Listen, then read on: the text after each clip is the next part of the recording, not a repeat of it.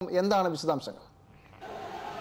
ഇനി രാവിലെ മന്ത്രി ആഴ്ചവട്ടം സ്കൂളിൽ സംസ്ഥാനതല പ്രവേശനോത്സവത്തിന്റെ ഉദ്ഘാടന ചടങ്ങിൽ എത്തുമ്പോഴായിരുന്നു എസ് ഐ പ്രവർത്തകർ 40ഓളം എസ് ഐ പ്രവർത്തകർ കൂട്ടംകൂടി വിദ്യാഭ്യാസത്തിനെതിരെ മന്ത്രിക്കെതിരെ മുദ്രാവാക്യങ്ങൾ മുഴക്കിയത്.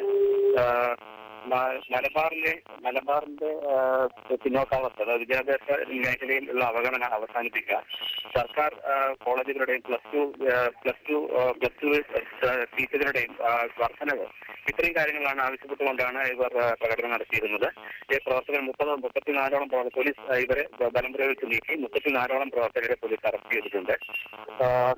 ഇപ്പോൾ വിദ്യാഭ്യാസ മന്ത്രിയുടെ അധ്യക്ഷ ഉദ്ഘാടന പ്രസംഗം കഴിഞ്ഞിരിക്കുകയാണ്. ഈ വർഷം കാര്യക്ഷമതാ വർഷമായി, ഈ വിദ്യാഭ്യാസ വർഷം കാര്യക്ഷമതമായ വർഷമായി ആചരിക്കുമെന്ന് അദ്ദേഹം പറഞ്ഞു.